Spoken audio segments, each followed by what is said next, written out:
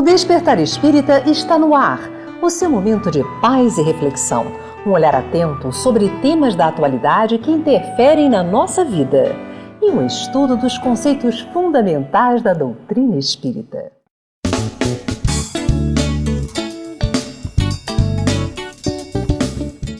Ao longo da história, observamos que o homem age em eterna busca.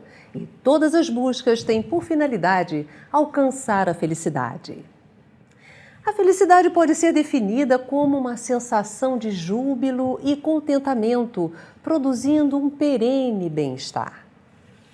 Em todas as culturas e em todas as eras, este parece ser o maior objetivo dos homens. A presença divina em nós impulsiona uma procura pela felicidade, que se torna o mais profundo anseio de nossos corações. Mas muitas vezes a felicidade parece inalcançável, distante. O que podemos fazer para alcançar a felicidade? Como se manter feliz mesmo diante de tantos problemas em nossas rotinas? Para conversar conosco sobre este tema, está aqui Milton Menezes. Ele é bacharel em psicologia, psicoterapeuta e pesquisador do espiritismo.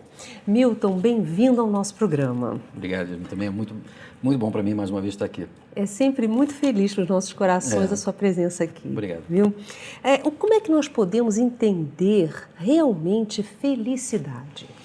Quando você estava introduzindo o programa, essa sensação normalmente atribuída à felicidade como uma sensação de júbilo, de contentamento, é uma experiência que cada um de nós tem e é muito singular, ou seja, cada um de nós é totalmente particular, porque cada um de nós experimenta isso com um conjunto de sensações, de impressões diferentes.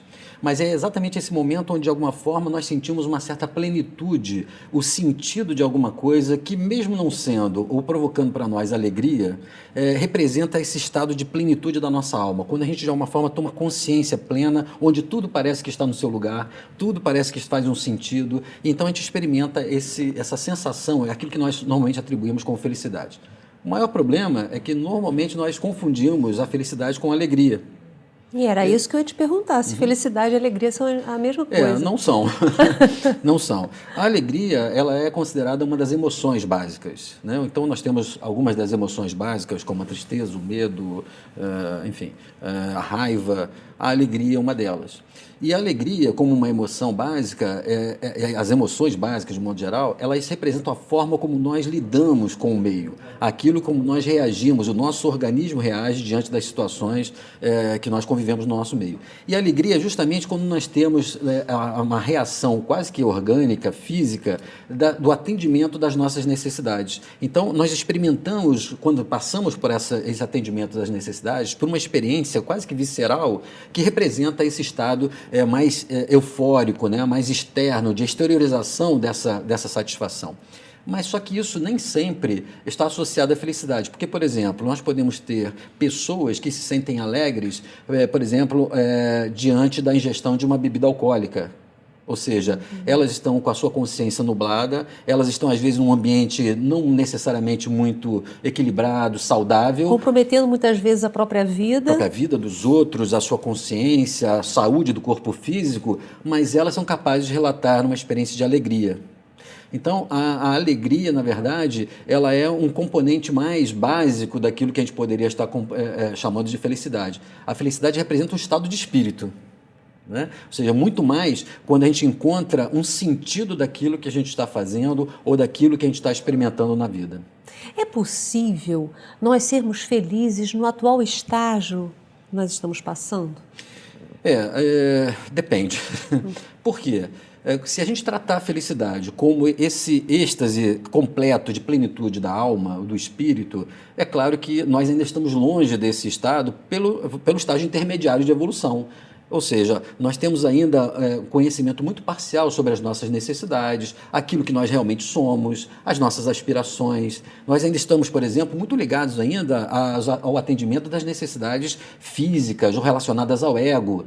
Quando nós estamos falando dessa felicidade, entre aspas, nós estamos falando de um estado de alma onde a gente teria consciência plena de todas as conexões da vida, o entendimento das coisas, e isso, é claro, ainda está distante da nossa realidade. Então, nesse sentido, uma felicidade plena, totalmente plena, ela é inviável porque nós ainda estamos em desafios muito imediatos do desenvolvimento e do crescimento da nossa alma, do nosso espírito. Agora, é possível que a gente, dentro daquele estágio em que nós nos encontramos, nós possamos ter aquela sensação de plenitude compatível por uma compreensão, inclusive, desse estágio intermediário que a gente está. E, nesse sentido, ela é uma felicidade real. Ela não é falsa porque ela é parcial. Ela é verdadeira, quando mesmo a gente percebendo que ainda, por exemplo, que nós temos ainda muitos caminhos, muitos degraus a subir na escala de evolução, nós nesse momento nos sentimos integrados à nossa vida, procurando fazer aquilo que é melhor, buscando até nas experiências positivas e negativas, tirar o melhor aprendizado. Quando a gente age dessa forma, nós encontramos essa sensação de júbilo e contentamento, porque parece que nós estamos no caminho certo. Nós estamos caminhando progressivamente e de uma forma bastante adequada nesse processo de crescimento.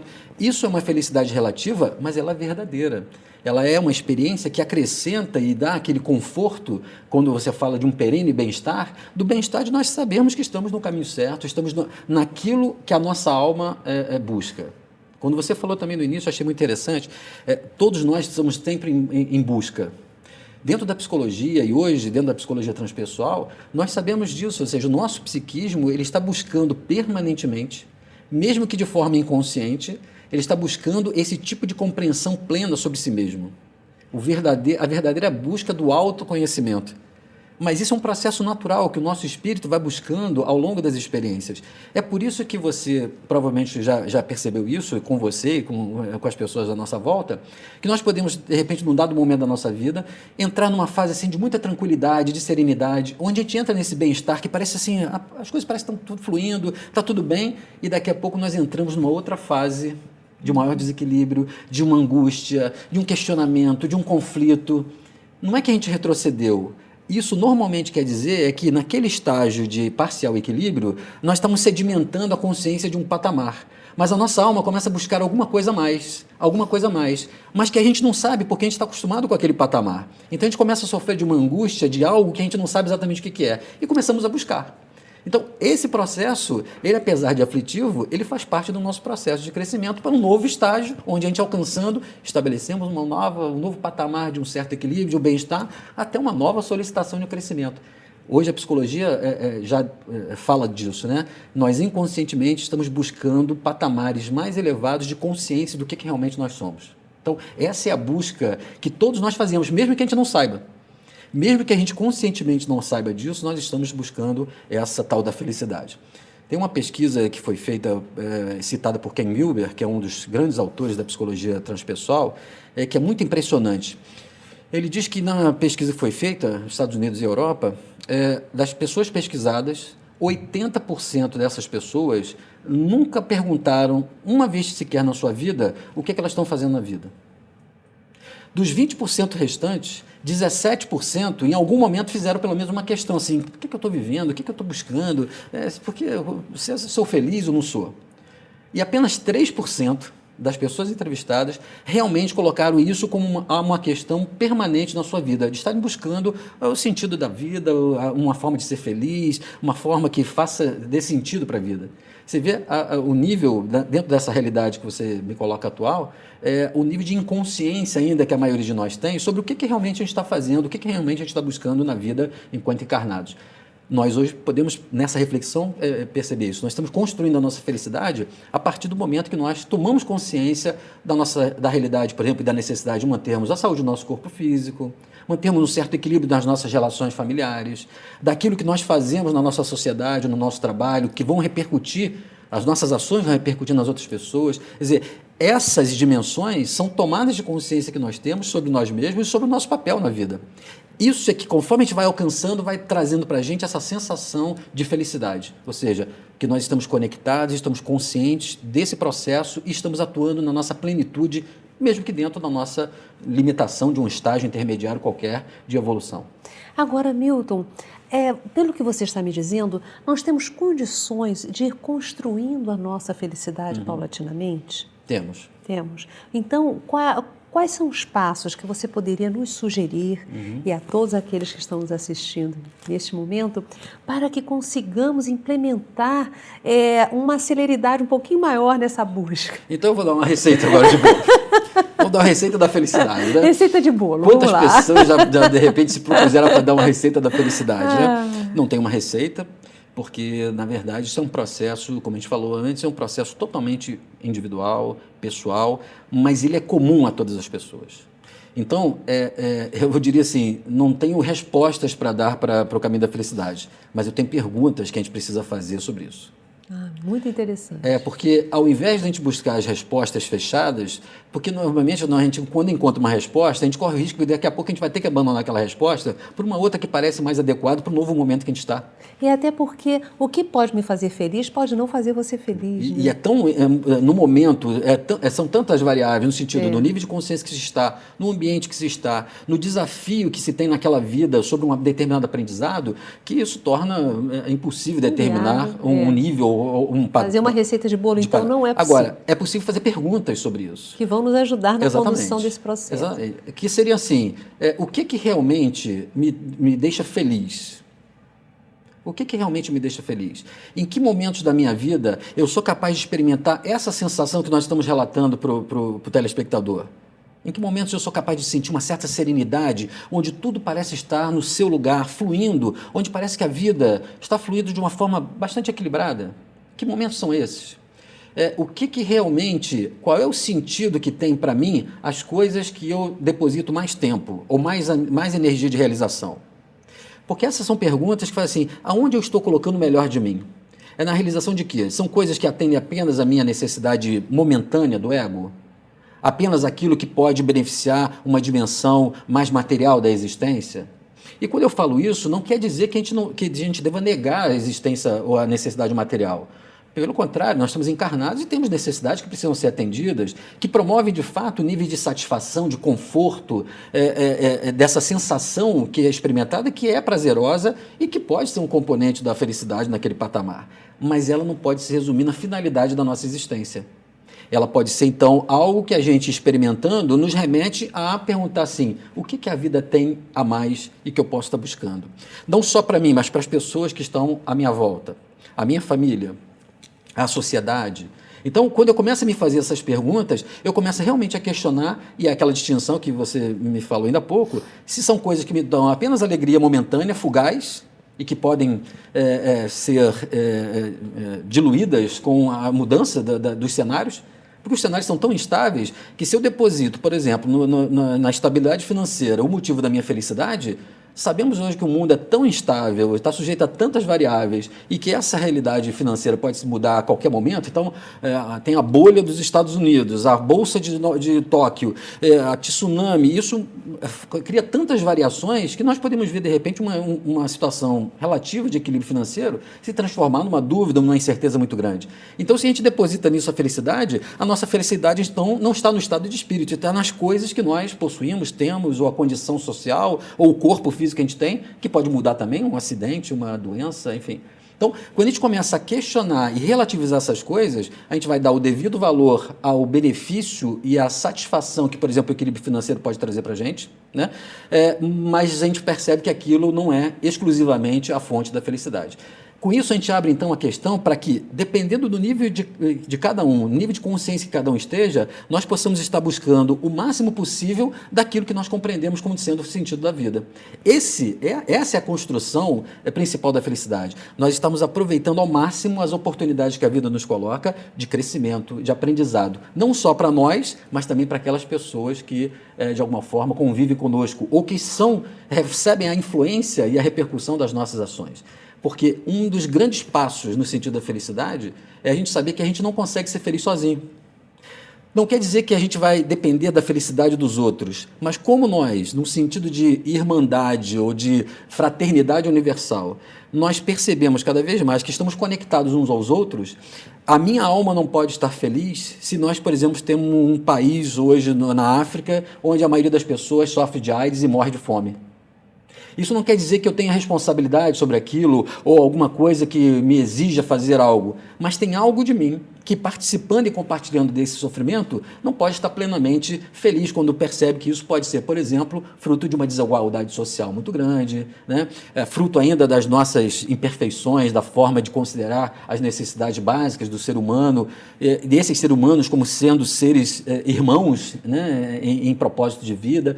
Então, mesmo que eu não me sinta culpado ou responsável por aquilo, tem algo de mim que não pode compartilhar uma felicidade plena se existe um nível de desigualdade. Agora, eu posso considerar o nível de desigualdade, perceber que isso é um desafio de crescimento para o espírito e conviver até relativamente feliz com isso, porque sei que também essas pessoas também estão passando por experiências importantes para o seu aprendizado. Isso me coloca conectado e sensível a isso, mas de uma forma bastante equilibrada. Essa sensação que se estabelece é que a gente pode chamar de felicidade. Então, nós podemos construir essa felicidade quando a gente começa a se fazer questões como essa e poder ajustar o nosso comportamento e as nossas expectativas às coisas que realmente podem ser importantes na vida.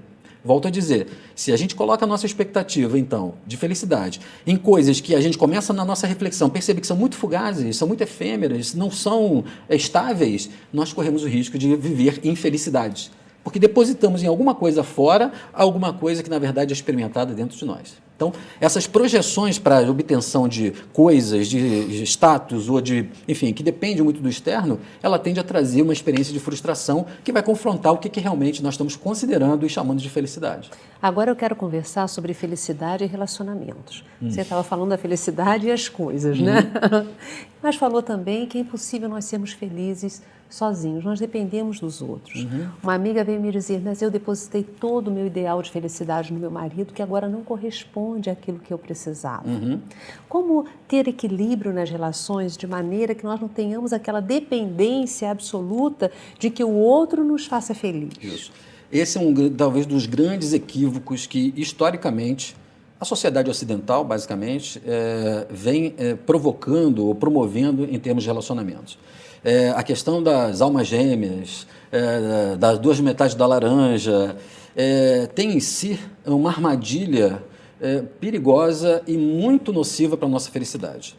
Porque quando eu disse que nós, de alguma forma, não dependemos da felicidade do outro, mas nós compartilhamos e nos nutrimos também desse bem-estar geral, das pessoas, da sociedade, etc., não quer dizer que a nossa felicidade dependa dessas pessoas. E o que nós fazemos historicamente, e nós que consideramos a reencarnação, percebemos que viemos fazendo isso ao longo de várias reencarnações, em algumas delas, às vezes, com dramas por conta desse movimento. Que movimento que eu estou falando? O que a gente costuma fazer? Nós, de fato, depositamos o sentido da nossa vida, a expectativa da nossa felicidade naquela pessoa. E aí, com isso, o que a gente acaba fazendo? Estabelecendo relações onde eu dependo que aquela pessoa seja ou faça aquilo que atenda à minha felicidade. Então, ou nós temos um vínculo de muita dependência, ou então de cobrança. Porque se você então não faz aquilo que eu acho que é importante para a minha felicidade, você tinha que ser assim, você tinha que fazer assado, você tinha que falar desse jeito, você tinha que me tratar assim. E outra, se eu deposito toda a minha energia de realização, de felicidade em você, e você desencarna.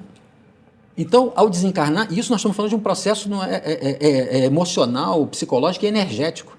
Se eu coloco o sentido da minha vida em você, e quando você desencarna, está arriscado você levar o sentido da minha vida. E aí, energeticamente, as pessoas sentem um vazio, alguma coisa que não se completa, porque, de fato, elas projetaram algo de sentido naquela pessoa que se vai ou que se separa. Que de repente encontra um outro companheiro, uma outra companheira, toma uma escolha de romper aquela relação e as pessoas então se deprimem, ficam abatidas, ficam desesperançadas, algumas até tentam suicídio. Por quê? Essa desesperança e essa infelicidade se deu por conta de eu projetar no outro a minha felicidade. Fazendo com que, então, eu costumo brincar dizendo o seguinte, a gente faz a nossa felicidade, um embrulho belíssimo, um papel laminado, um laço brilhante, muitos detalhes, um pacote fantástico, é a nossa felicidade, e a gente coloca no colo do outro. E a gente fala assim, não sacode que quebra, não rasga o papel, cuidado com a fita, toma cuidado, não deixa cair. Ou seja, nós colocamos a nossa felicidade no colo dos outros e queremos que eles ajam e tratem a nossa felicidade dessa ou daquela forma.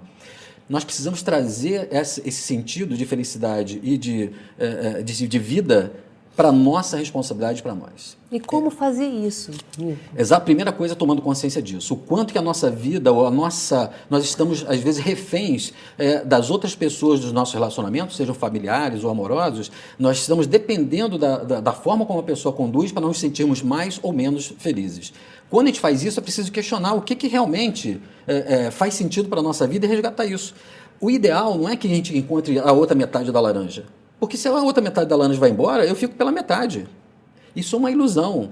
O que nós precisamos é ter consciência plena de que, primeiro, não é o outro que vai trazer a nossa felicidade, mas nós podemos compartilhar a nossa felicidade com os outros. E isso sim. Então, se eu, ao invés de ser uma metade, eu me torno uma pessoa plena, onde o sentido da minha vida está na minha posse, na minha responsabilidade, eu posso projetar isso no convívio com você, no convívio com o câmera, no convívio com as pessoas, na realização do meu trabalho, da minha vida social, de tal forma que, se você desencarnar, as outras coisas também compõem o sentido da minha vida, mesmo que eu sinta a sua falta no convívio da minha existência.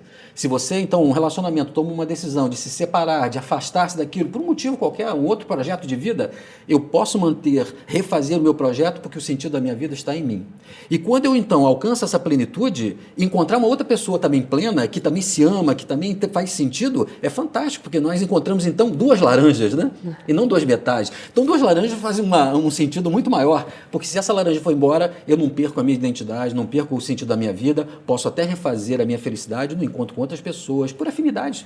Porque, às vezes, as faltas de afinidade vão se construindo ao longo da intimidade, ao longo do convívio, e aí, então, como fazer para manter? Às vezes, é quase que inevitável níveis de relacionamentos diferentes. Agora, se eu projetei em um e ele vai embora, aí nós podemos ter esse tipo de sensação de falta de sentido da vida ou de infelicidade. Né? Agora, então, vamos colocar isso no dia a dia. Se eu tenho o sentido da minha vida em mim, eu vou me relacionar, eu vou amar, eu vou ajudar o outro, mas eu também vou ter as minhas atividades, né? No meu dia a dia, na minha rotina. Eu vou fazer as minhas leituras, eu vou procurar ter as minhas atividades de estudo, eu vou fazer a minha ginástica, eu vou também ter uma vida plena em mim mesmo. É isso? É isso, porque essa distorção em que, às vezes, a gente sutilmente, para não contrariar o outro, para não frustrar o outro, a gente acaba abrindo mão de coisas que, sendo essenciais para nós, em algum momento ou vão trazer um nível de insatisfação e de infelicidade, ou de tal forma a gente vai projetar naquele outro, eu abrir mão disso para que o outro então possa me suprir. Se ele não me supre, fica um vazio. Casos muito comuns, mulheres que hoje com 50 anos, os filhos casaram, saem de casa, constituir sua família, e aquela mulher que não se preocupou em manter o seu trabalho, uma atividade social ou religiosa, um outro tipo de sentido para a sua vida, vem então, de repente, vazios e sem sentido, porque os seus filhos, que antes representavam todo aquele sentido da sua vida, foram embora para as suas vidas e ela se vê agora deprimida, porque parece que agora não há o que fazer na vida. Homens ou mulheres que, depois de uma vida de trabalho, de dedicado ao trabalho, se aposentam. E, de repente, começam então a ver que estava no trabalho todo o sentido de realização da vida. E, então, quando entram na aposentadoria, passam a experimentar um vazio. Casais que, de alguma forma, começam a abrir mão de algumas das suas atividades, que atendem a necessidades individuais suas, pessoais, abrem mão disso em nome do agrado ou da satisfação do outro. Isso é uma troca que, se não for bem conduzida e equilibrada, pode levar, de fato, a experiências muito negativas em relação ao relacionamento e à felicidade. É preciso estabelecer um equilíbrio, porque também não adianta, quando a gente está numa relação, também há algo a sacrificar para poder manter essa troca. Eu gostaria de conversar depois, até mais tarde, um dia, sobre isso com você. É um tema interessante, né? Temos que abrir mão também de muitas coisas que a gente gosta em nome do relacionamento. E isso que é difícil, porque é outra coisa que não tem receita de bolo, né? Porque para mim pode ser que para mim seja muito tranquilo abrir mão da minha ginástica para poder passar mais tempo com a minha mulher, mas pode ser que, por exemplo, para ela a ginástica seja fundamental, porque para ela tem algo de uma necessidade que ela, por exemplo, não pode abrir mão. E aí, como comparar isso? Como, de repente, colocar isso numa relação onde a gente tem essas balanças para que haja um equilíbrio nas afinidades e que a gente possa ter uma vida feliz, né? Isso é totalmente pessoal. O grande problema é que, quando a gente não questiona se aquilo que a gente está abrindo mão realmente é algo que é importante para nós, em algum momento a gente vai cobrar isso. Ou a gente vai cobrar isso do outro ou da gente mesmo. Então, e é por isso que as relações, de modo geral, elas estão sempre passando por ajustes, porque essas dinâmicas também mudam. Alguma coisa que pode ser importante para mim no ano, daqui a 2, 3 anos pode ter uma mudança pelas circunstâncias da vida, pelas minhas necessidades. Então, antes, por exemplo, pode ser que eu ficasse desejoso da ginástica e hoje, de repente, por horas de leitura. E que horas de leitura não dá para, de repente, ficar discutindo a relação. Enfim, essa dinâmica nem sempre é acompanhada pelo parceiro ou pela parceira, provocando, então, desajustes e diferenças que precisam ser ajustadas. Ou então elas vão provocar um nível de tensão e de desagregar a relação, né? Então, esse questionamento do que realmente eu estou disposto a abrir. Porque se eu abro mão e não há cobrança. Agora, se há alguma coisa que eu passe a ser muito necessário, isso pode trazer um nível de infelicidade para a relação. Muito obrigada, Milton, pela sua presença no nosso programa. É um prazer, sempre prazer.